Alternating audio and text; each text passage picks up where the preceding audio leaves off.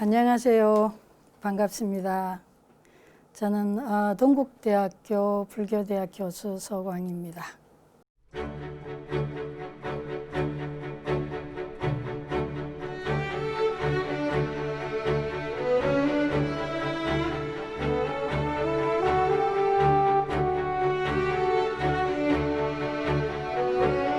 불교를 다시 묻다라는 큰 시리즈 강좌에 저는 이 강좌를 요청받고 좀 고민을 했었어요. 어떤 식으로 이 강의를 진행할 건가 고민을 하다가 제가 이렇게 강의를 하고 있는 학생들한테 이런 질문을 던졌었습니다. 만약에 지금 이 자리에 부처님이 와 계신다면은 여러분들은 부처님께 어떤 질문을 할 건가? 여러분들이 뭐가 궁금할까? 그래서 부처님이 이 자리에 와 계신다고 상상을 하고 각자 질문을 한 개에서 한 많게는 3가지 정도 한번 부처님께 한번 여쭤봐라. 그래서 학생들한테 질문 내용을 받았습니다. 그래서 학생들이 한 질문이 한 100개 정도 된 것 같아요. 그래서 그걸 제가 내용을 주제별로 한번 분석을 해봤습니다. 이제 참가 대상자들은 대충 한 90명 정도 됐었는데요. 학부생들이 20대가 한 38%, 또 대학원생, 석사, 박사 과정에 있는 분들 30, 40대가 한 38% 정도 됐고요. 그다음 50, 60대도 한 24% 정도 됐었어요. 그래서 이제 이분들이 주로 관심이 있는 질문 내용을 제가 주제별로 분석했을 때 관심 있는 주제들이 주로 이제 여기에 적힌 내용들입니다. 중간에 보면은 색깔을 행복, 고통, 마음이래 조금 크게 했죠. 이 주제들로서는 좀 더 많은 질문들이 있었고요. 그 외에도 자비나 무아, 깨달음, 윤회, 이런 지혜, 이런 부분들에 대한 질문들도 꽤 많았고, 전체적인 질문들입니다. 재밌는 거는 지금 우리가 코로나로 인해서 여러 가지 사실은 사회 전반적으로 많은 불편들도 있고 변화가 굉장히 많이 있죠. 그래서 코로나와 관련된 질문들도 좀 있었고요. 자, 그렇다면은 이 질문들을 보시면서 여러분들이 만약에 지금 이 자리에 부처님이 와 계신다. 다 아시지만 유감스럽게 제가 부처님은 참 좋겠는데 전 아니고 상상을 해보는 거죠. 여러분들이 만약에 부처님이 계시고 그리고 여러분들에게 부처님께 여쭐 수 있는 질문의 기회가 있다면 여러분들은 어떤 질문을 할까? 뭐가 과연 여러분들은 궁금할까? 모르긴 몰라도 아마 여러분들도 여기 지금 20대, 30대, 40대, 50대, 60대 거의 참가자들이 같이 했기 때문에, 그리고 또 종교도 꼭 불자만 아니었어요. 원불교 교무님도 계셨고 기독교 학생들도 있고 종교는 천주교도 물론 있고요. 다양했습니다. 그래서 여러분들도 아마 질문을 이렇게 해보면 여기 어떤 주제들하고 연관이 있지 않을까 싶어요. 마음속으로 한번 난 뭐가 궁금할까? 부처님이 내 앞에 계신다면 난 어떤 질문을 하고 싶나?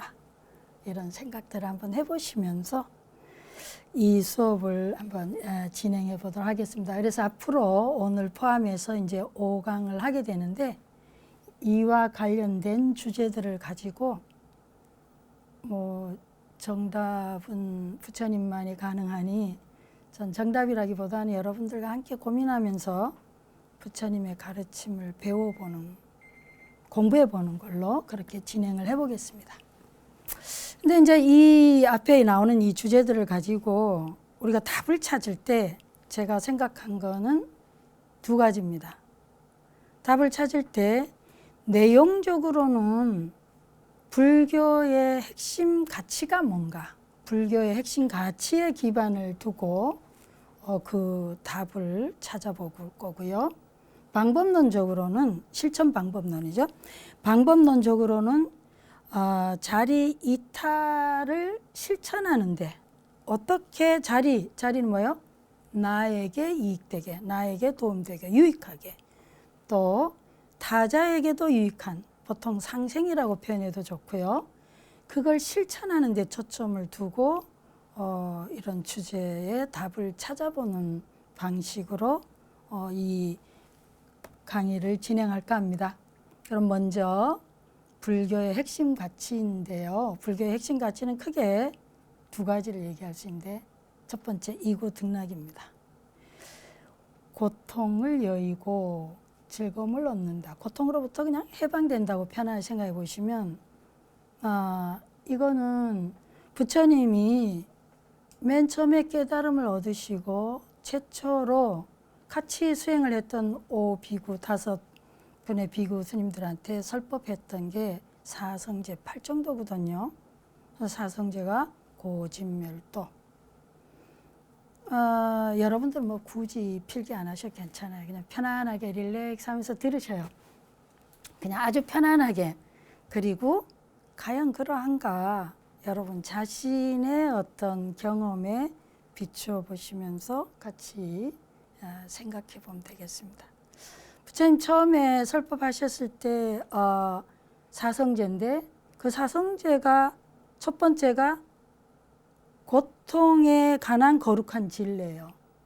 그러니까 그리고 고통의 두 번째가 고통의 원인에 대한 거룩한 진리. 세 번째는 멸제. 고통의 원인을 어떻게 하면 소멸할 건가, 소거할 건가에 대한 진리. 마지막이 소멸에 가는 방법론이 어떻게 되는가. 그렇게 해서 나오는 거거든요. 그래서 가히 최초로 깨달음을 이루시고 설법한 게 사성제라고 한다면 그야말로 이 핵심 가치가 맞겠다, 이런 생각을 해볼 수 있는 거죠. 이건 뭐 저만의 주장이나 이야기는 사실은 아닙니다만. 자, 두 번째 핵심 가치는 요익중생입니다. 중생을 이익되게 한다. 그 중생 안에는 대개 우리가 까닭 잘못하면 우리 자신을 제외시킬 수가 있는데, 여기는 철저하게 우리 자신을 포함하고 있어요. 우리 자신을 포함해서 모든 존재들을 유익하게 하는, 그게 불교 핵심 가치다. 그러면 두 가지 나왔어요. 이고등락. 어떻게 하면 우리가 이 삶의 고통으로부터 좀 더 편안하고 자유로울 수 있는가, 그거에 대한 거 하나 하고, 두 번째는 어떻게 하면은 모든 사람들을, 나와 너가 우리가 더불어서 서로 좀 더 행복한 길을 살 수 있게 하나, 이익되게 하는 길을 하나, 뭐 이거에 대한 두 가지가 부처님의 가르침의 궁극적 목적이라고 볼 수도 있고, 우리가 핵심 가치라고 했을 때는요, 궁극의 목적이라고 볼 수도 있고, 최고의 어떤 의미라고 할 수도 있고, 그 가르침의 어떤 중심 사상이라고도 생각할 수 있겠습니다. 그래서 여기에 두고요. 제가 이제 조금 더, 사실 뭐 이걸 그렇게 뭐 강조할 필요는 없는데, 그래도 이제 혹시라도 기존에 생각, 불교는 뭐 깨달음을 추구한 종교가 아닌가, 이제 기존에 이런 생각들을 많이 하는데 왜 이게 핵심 가치냐, 깨달음이 아니고, 이런 생각을 하실 수 있어서 제가 그냥 뭐 몇 가지 예를 들어놨는데요. 첫 번째 보시면 유식에 이런 말이 나옵니다. 제일 세 번째 줄 보세요. 모든 중생들을 이롭고 안락하게 하겠습니다. 그러니까 불교의 많은 그런 논서들이나 글을 쓸 때 처음에 그 글을 쓴 취지를 밝히잖아요. 요즘도 이제 뭐 머릿말이나 저자 소개란 입문 이런 데 보시면 그 목적이, 이 책을 쓴 목적이 잘 나오는데, 우리 불교의 논서에도 이 글을 쓰게 된 목적, 동기 이런 걸 소개하고 있어요. 이거 유식 30송에 나오는 겁니다. 모든 중생들을 이롭고 안락하게 하겠습니다. 이게 이제 저자의 의도예요. 이제 기신론으로 넘어가면 또 조금 더 선명하게 나오는데, 이 마명보살이라는 분은 내가 이 기신론을 저술한 목적이 무슨 개인적인 안락이나 명예나 뭐 그런 걸 위해서가 아니라 중생들이 모든 괴로움에서 벗어나 궁극의 즐거움을 얻게 하기 위함이다. 이런 얘기를 해놨어요. 대승기실론도 또 불교 심리학의 유식과 마찬가지로 굉장히 대승불교 심리학의 어떤 제일로 핵심적인 교재라고 할 수 있겠습니다.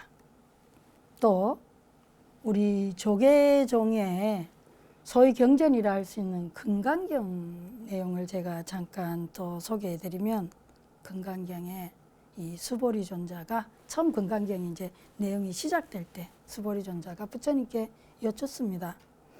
보살이 안욕따라 삼약삼불이심을 바란 보살이, 그러니까 쉽게 얘기하면 최고의 깨달음을 얻고자 하는 보살이 어떻게 하면 되겠습니까? 어떻게 마음을 다스리고 어떻게 마음을 다루고 어떤 마음으로 머무르고 뭐 쭉쭉쭉 하면 좋겠습니까? 이렇게 물었을 때 부처님께서 세상에 존재하는 모든 중생들 한 중생도 빠짐없이 모두 해탈하게 자유롭게 해줌으로써 완전한 자유를 얻게 해라, 이런 말씀하시거든요.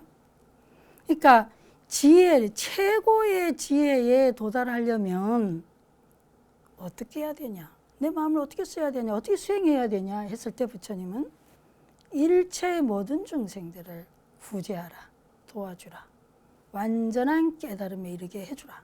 그것도 그냥 깨달음이 아니라 완전한 깨달음, 이렇게 말씀하십니다. 그래서 가히 불교의 어떤 핵심 가치라 그럴까요? 그런 게 고통으로부터의 해방, 편안함, 자유, 그리고 중생을 이익되게 하는 것이 부처님 가르침의 근본 핵심이 아니겠냐. 뭐 밑에 또 제가 그냥 좀 뭐 요약을 해놨습니다만은, 이거는 이제 대승불교 수행의 이제 육바라밀인데요. 그러니까 고통의 이 언덕에서 열반의 저 언덕, 해방, 자유의 저 언덕으로 가는데, 그걸 뭐예요? 이 고통의 이 세계에서 자유의 저 해방의 저 세계로 가는데, 우리 뭘 타고 가야 되는데, 그걸 이제 하나 이제 고해 바다로 이제 은유적으로 표현해서요. 탈 것이 뭐냐? 이 육바람인데 보시, 지계, 인욕, 정진, 선정, 지혜 이런데 거기다 4개를 더 보태면 10바라밀이 됩니다. 그래서 이게 이제 방편 저 언덕으로 해방으로 가는 뭐 깨달음에도 해도 좋고요. 글로 타고 갈 어떤 수단, 도구인데, 저는 이제 보시 첫 번째, 이 보시가 뭐 뒤에 나중에 또 많이 나오겠습니다만, 또 여러분들도 뭐 우리 불자되면 기본적으로 다 알고 계시죠. 법시, 제시, 무예시. 그러니까 법시라고 하는 것은 부처님의 가르침의 진리를 전달하는 것. 또 제시는 물질적으로 결핍되거나 필요한 자에게 물질적인 도움을 주는 것. 무예시는 요즘처럼 정말 마음이 불안하고 각종의 어떤 스트레스나 심리적인 고통을 겪을 때 그런 분들에게 편안하게 마음을 편안하게 해주는 그런 도움, 보시를 얘기합니다. 근데 이 보시를 할 때 저는 이제 이 육바라밀 또 십바라밀에서 가장 근본이 보시라고 생각을 하고요. 이건 저 개인적인 의견이기도 하고, 옛날에 언뜻 봤을 때 한경 어디에서 본 것 같아요. 근데 이 보시를 우리가 그냥 잘 하려면 완벽하게, 완전하게, 온전하게 하기 위해서는 이 이후의 과정들이 필요하다는 거죠. 수행이. 지계라는 게 일종의 절도인데요. 우리가 법을 전하거나 뭐 물질적인 도움을 주거나 정신적인 도움을 줄 때 이게 기본적인 어떤 절도가 있어야지 아무 때나 또는 내 주고 싶은 대로 이렇게 할 수는 없거든요. 가장 효과적이고 진정 도움이 되려면 양방향적이어야지 내가 주고 싶은 걸 아무 때나 이렇게 줄 수는 없어요. 그래서 굉장히 어떤 절도가 필요하고, 또 근데 내가 절도 있게 주려면 어떨 땐 주고 싶어도 도움이 안 된다면 참아야 되고, 주기 싫은데도 상대가 정말 도움이 된다면 유익하다면 내가 줘야 되잖아요. 그러니까 인욕이 필요해요. 그런데 그런 인욕을 내가 제대로 온전하게 잘 하려면 정진도, 노력을 해야 되는 거죠. 수행을 해야 되고 또 마음이 그냥 이럴 때는 이랬다 저럴 때는 저랬다 하면 안 되겠죠. 오락가락 고요한 선정도 필요하고 지혜도 필요하고.